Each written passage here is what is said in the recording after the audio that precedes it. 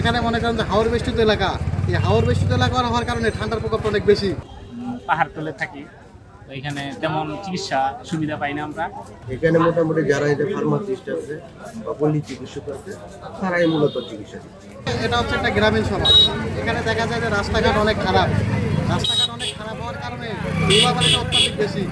এই ধুলাবালির কারণে মানে সর্দি থেকে শুরু করে ঠান্ডাজনিত যেসব রোগ আছে প্রকোপটা বেশি। এবং তাছাড়াও এখানে মনে করেন যে হাওর বেষ্টিত এলাকা, এই হাওর বেষ্টিত এলাকা হওয়ার কারণে ঠান্ডার প্রকোপটা অনেক বেশি।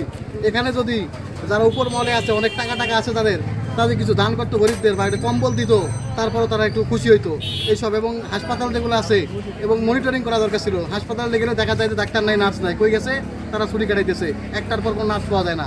তারা যে মনিটরিংটা ঠিক মতো করে তাহলে দেখবেন যে সবাই ভালো থাকবে, সুস্থ থাকবে। শীত আসলে মূলত সাধারণ মানুষ যারা আছে এরা মনে করেন ওই সর্দি, কাশি, জ্বর, মাথা ব্যথা, অনেক সময় দেখা গেছে এদের এই পাতলা পায়খানা, শীতকালে এগুলো বেশি হয় আর কি। ধুলাবালুর কারণে অনেকে ডায়রিয়া হচ্ছে, হাঁচি কাশি এগুলো হচ্ছে।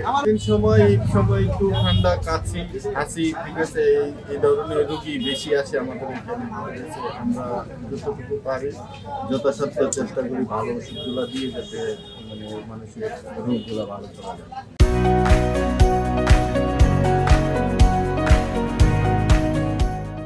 এখানে তো আমরা পাহাড় তলে থাকি, এখানে তেমন চিকিৎসা সুবিধা পাই না আমরা। আমাদের চিকিৎসার জন্য যাইতে হয় শুধু কলমাকান্দা, না হয় ময়মনসিংহ।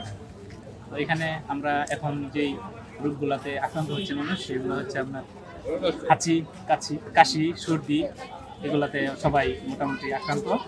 ধুলাবালি অনেক, এদিকে শীতের প্রকোপ বেশি।